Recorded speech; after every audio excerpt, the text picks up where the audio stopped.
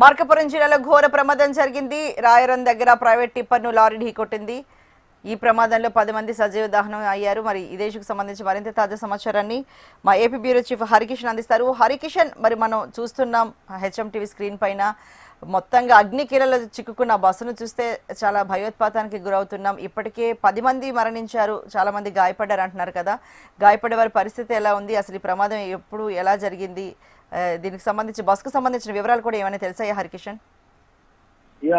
మార్కాపురం జిల్లాలోని రాయవరం సమీపంలో క్వారీల దగ్గర ఈ ఉదయం అయితే ఈ ప్రమాదం అయితే చోటు చేసుకుంది. హైదరాబాద్ నుంచి పామూరు వైపు వెళ్తున్నటువంటి ప్రైవేట్ ట్రావెల్స్ బస్ గా కూడా గుర్తించడం జరిగింది. ప్రధానంగా ఎదురుగా వస్తున్నటువంటి టిప్పర్ ని తప్పించబోయి పూర్తిగా కూడా ఢీకొట్టినట్లుగా కూడా తెలుస్తోంది. ఈ నేపథ్యంలోనే వెంటనే డీజిల్ లీక్ కావడంతో మంటలు చెలరేగాయి. క్షణాల్లో బస్సు పూర్తిగా టిప్పర్ కూడా మంటల్లో చిక్కుకున్నాయి. ఒక్కసారిగా కూడా ఆర్తనాదాలు మిన్నంటాయి. బయటికి అక్కడి నుంచి అంటే బస్సులో నుంచి బయట పడేందుకు తీవ్ర ప్రయత్నాలు చేసినటువంటి నేపథ్యంలో లోపలంతా కూడా గందరగోళ పరిస్థితి ఏర్పడింది. వారు బయటికి వచ్చే లోపల కూడా జరగరాని ఘోరం అయితే జరిగిపోయింది. దట్టంగా పొగ అలుముకోవడం, అలాగే పెద్ద ఎత్తున మంటలు చెలరేగడంతో 10 మంది బస్సులోనే సజీవ సమాధి అయినట్లుగా కూడా తెలుస్తోంది. ఆ సమయంలో బస్సులో మొత్తం 40 మంది ప్రయాణికులు ఉన్నట్లుగా కూడా అంచనా వేస్తున్నటువంటి పరిస్థితి కూడా లేకపోలేదు. కొందరు ఎవరైతే గాయాలతో బయటపడిన వారికి ప్రస్తుతము మార్కాపురం ప్రభుత్వ ఆసుపత్రిలో చికిత్స అందిస్తున్నారు. మెరుగైన చికిత్స కోసం అంటే తీవ్రంగా గాయపడిన వారిని ఇటు ఇతర ప్రాంతాలకు కూడా తరలిస్తున్నటువంటి పరిస్థితి కూడా లేకపోలేదు. మృతుల సంఖ్య కూడా పెరిగే అవకాశం ఉందని చెప్పేసి కూడా భావిస్తున్నటువంటి పరిస్థితి ఉంది. అయితే ప్రధానంగా ఎక్కడైతే ఇది మార్కాపురానికి సమీపంలో ఉండడంతో ఒక్కసారిగా కూడా భారీ ఎత్తున మంటలు చెలరేగడంతో అక్కడ ఉన్నటువంటి చుట్టుపక్కల వాళ్ళు ఇమ్మీడియట్ గా సంఘటనా స్థలానికి వచ్చి చాలా వరకు కూడా కాపాడే ప్రయత్నం అయితే చేశారు. వెంటనే ఫైర్ సిబ్బందికి కూడా కాల్ చేయడం జరిగింది. ఆ సమాచారం అందుకున్నటువంటి ఫైర్ సిబ్బంది సంఘటనా స్థలానికి వచ్చి మంటలను అదుపు చేసేటటువంటి ప్రయత్నం అయితే చేశారు. కానీ అప్పటికే జరగరాని ఘోరం అయితే జరిగిపోయింది. బస్సు అయితే పూర్తిగా క్షణాల్లోనే తగలబడ్డం, అలాగే నిమిషాల్లోనే పూర్తిగా దగ్ధం కావడం అనేది జరిగింది. ఎవరైతే గాయపడ్డారో వారందరినీ కూడా తీసుకుని ఆసుపత్రికి అయితే తరలించడం జరిగింది. ప్రధానంగా అంటే ఇప్పటికే పోలీసులు కూడా సంఘటనా స్థలానికి చేరుకున్నారు. ఆ ప్రమాదానికి గల కారణాలపైన కూడా దర్యాప్తు అయితే ప్రారంభించారు. దీనికి సంబంధించి రాష్ట్ర ముఖ్యమంత్రితో పాటు అలాగే ఐటీ మరియు విద్యాశాఖ మంత్రి, అలాగే రోడ్డు రవాణా శాఖ మంత్రి ఎవరైతే ఇటు లోకేష్ కానివ్వండి, లేదంటే మండిపల్లి రామప్రసాద్ రెడ్డి కానివ్వండి, లేదంటే హోమ్ మినిస్టర్ అనిత, వీరందరూ కూడా తీవ్ర దిగ్భ్రాంతిని వ్యక్తం చేశారు. వెంటనే సంఘటనా స్థలానికి వెళ్లి సహాయక చర్యలను ముమ్మరం చేయాలని చెప్పేసి కూడా అధికారులకు అయితే ఆదేశాలు జారీ చేయడం జరిగింది. ప్రధానంగా ఇప్పటికే పోలీస్ శాఖ కూడా దీనిపైన దర్యాప్తు కూడా ప్రారంభించింది. ప్రాథమికంగా అతివేగం, అలాగే క్వారీ ప్రాంతంలో ఈ విజిబిలిటీ కూడా ఏదైతే వచ్చేటటువంటి వెహికల్స్ కంప్లీట్ గా కనపడకపోవడం, రోడ్డు రహదారి సరిగా కనపడకపోవడం, డస్ట్ ఎక్కువగా ఉండడం, అలాగే డ్రైవర్లు నిర్లక్ష్యం, అలాగే వాహనాలకు సంబంధించినటువంటి సాంకేతిక లోపం, ఇవన్నీ కూడా కారణాలుగా కూడా ఏదైతే ప్రాథమికంగా ఒక నిర్ధారణకైతే రావడం జరిగింది. అయితే దీనికి సంబంధించి పూర్తిగా దర్యాప్తు జరిగిన తర్వాతనే వాస్తవాలు మనకు బయటపడేటటువంటి అవకాశం అయితే ఉంది. ప్రస్తుతం అయితే గాయపడిన వారికి పూర్తిగా చికిత్స అయితే అందుతున్నటువంటి పరిస్థితి ఉంది. అలాగే బస్సు యజమానికి సంబంధించి, డ్రైవర్ సంబంధించి కూడా వివరాలు అయితే మనకు తెలియాల్సి ఉంటుంది.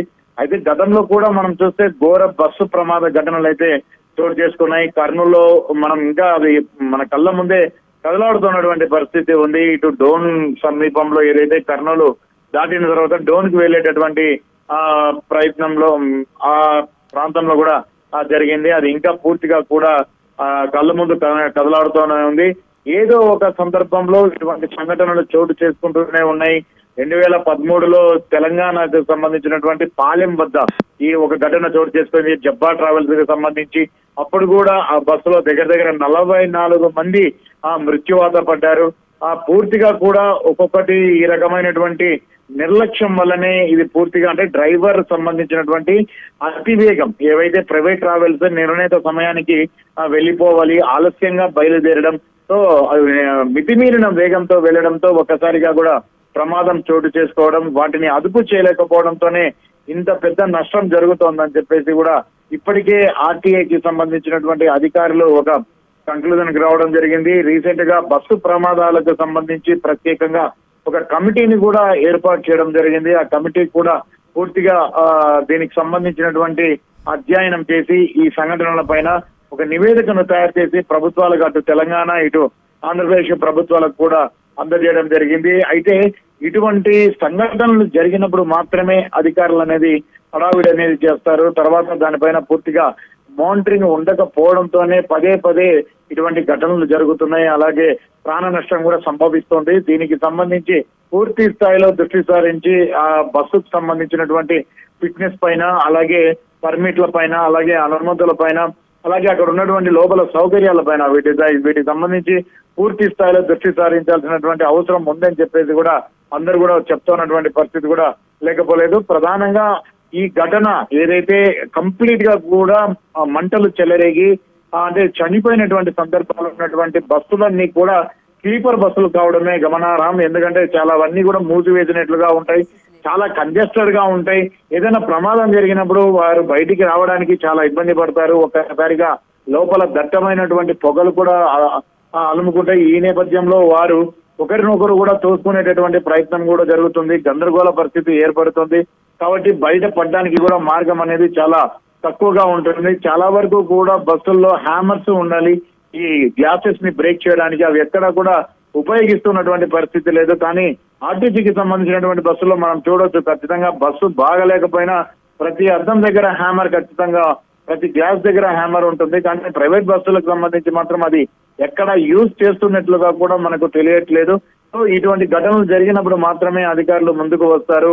మళ్ళీ వెంటనే బస్సులకు సంబంధించినటువంటి తనిఖీలు ప్రారంభిస్తారు, వాటిపై ఫైన్లు వేస్తారు, అలాగే సీజులు చేస్తారు. మళ్ళీ 4 రోజులు పోయిన తర్వాత యథా రాజా తదా ప్రజ అన్నటువంటి సామెతకు అనుగుణంగా వారి పని వారిది, వీరి పని వీరిదే అన్నట్లు అయిపోయింది. ఇప్పుడు ప్రైవేట్ ట్రావెల్స్ కి సంబంధించినటువంటి బస్సు యజమానులు కూడా ఒక 3 నుంచి 4 రోజుల పాటు తమ బస్సులను ఏవైతే పర్మిట్ లేవో, అలాగే అనుమతులు లేని బస్సులను, అలాగే కాలం చెల్లిన బస్సులను బయటికి తీయకుండా లోపలనే కూడా పెట్టేటటువంటి అవకాశం ఉంది. సో ఇటువంటి సిస్టమ్ కి అయితే బ్రేక్ పడాలి. ఖచ్చితంగా దీనిపైన పూర్తి స్థాయిలో ప్రభుత్వం మానిటరింగ్ చేయాలి, అధికారులు మానిటరింగ్ చేయాలి.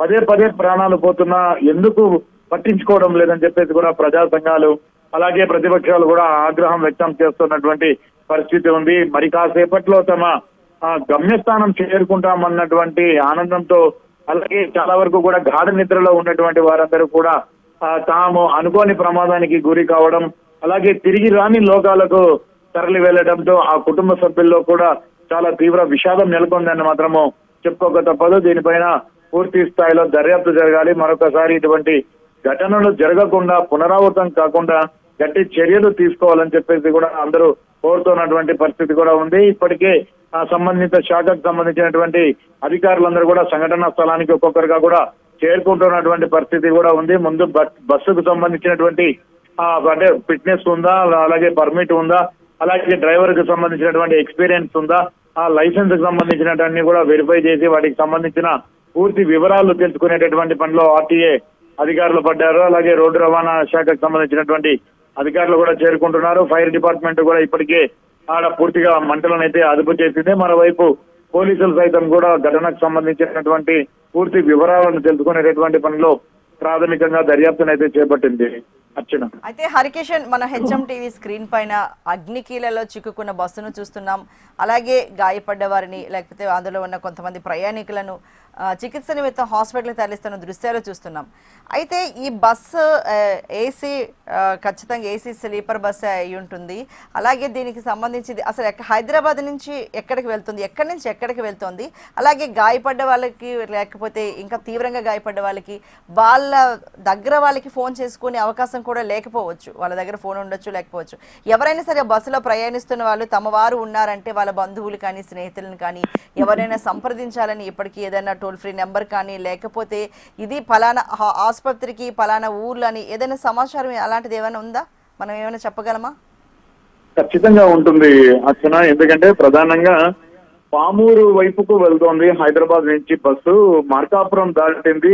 మార్కాపురం సమీపంలో ఈ పలకల క్వారీ అనేది, ఎందుకంటే చాలా పెద్ద ఇండస్ట్రీ మార్కాపురానికి సంబంధించింది, ఎక్స్పోర్ట్ ఉంటాయి ఇక్కడ నుంచి కూడా పెద్ద ఎత్తున ఈ లారీలు అనేవి కూడా వస్తాయి. ఈ నేపథ్యంలోనే ఆ ప్రాంతం అంతా కూడా డస్ట్ ఎక్కువగా ఉంటుంది. ఆ సరైనటువంటి రహదారి అనేది ఎన్నిసార్లు వేసినా కూడా అది మళ్ళీ పాడైపోతుంటుంది. ఆ రహదారిలోనే ఈ వెహికల్స్ అన్ని కూడా ప్రయాణం చేస్తూ ఉంటాయి. ఆ ప్రయాణం చేసే సమయంలో విపరీతమైనటువంటి దుమ్ము అనేది కూడా ఇటు గాలిలో కలుస్తుంది. ఒక్కొక్కసారి బైకర్లు కూడా ఎన్నోసార్లు అక్కడ యాక్సిడెంట్లకు గురై ప్రాణాలు పోగొట్టుకున్నటువంటి సందర్భాలు కూడా లేకపోలేదు. సో ఈ తెల్లవారుజామునకు రైట్ హరికిషన్.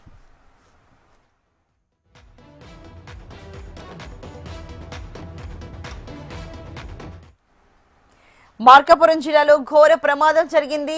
రాయరం దగ్గర ప్రైవేట్ టిప్పర్ను ఒక బస్సు ఢీకొట్టింది. ప్రమాదంలో 10 మంది సజీవ దహనం అయ్యారు. 20 మందికి పైగా గాయపడ్డట్టు సమాచారం అయితే అందుతోంది. ప్రమాదంలో బస్సు పూర్తిగా దగ్ధమైంది. ఆ దగ్ధమైన దృశ్యాలు కూడా మనం చూస్తున్నాం. అయితే టిప్పర్ డీజిల్ ట్యాంక్ పగిలిపోవడంతోనే క్షణాల్లోనే మంటలు 2 వాహనాలకు వ్యాపించాయి. ప్రయాణికులు తమ సీట్ల నుండి లేచి బయటకు వచ్చేలోపు బస్సు పూర్తిగా అగ్నికి ఆహుతైపోయింది. ప్రమాద సమయంలో చూస్తే బస్సులో సుమారు ఒక 40 మంది వరకు ప్రయాణికులు ఉన్నట్లు తెలుస్తోంది. ఆల్మోస్ట్ ఇది ఎర్లీ మార్నింగ్ జరిగింది కాబట్టి అంత గాఢ నిద్రలోనే ప్రయాణికులంతా ఉండే అవకాశం అయితే ఉంది. మరి ఈ గాఢ నిద్రలో ఉన్న ప్రయాణికులు ఒక్కసారిగా జరిగిన ప్రమాదంతో ఉలికి పడ్డారు. కొందరు కిటికీలు పగలగొట్టుకుని ప్రాణాలతో బయటపడ్డారు.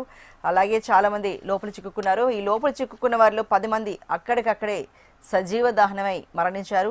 అయితే కొంతమంది తీవ్రంగా గాయపడ్డారు. వాళ్ళ పరిస్థితి కూడా విషమంగా ఉన్నట్లు తెలుస్తోంది. మృతుల సంఖ్య అయితే మాత్రం మరింత పెరిగే అవకాశం ఉన్నట్లు తెలుస్తోంది.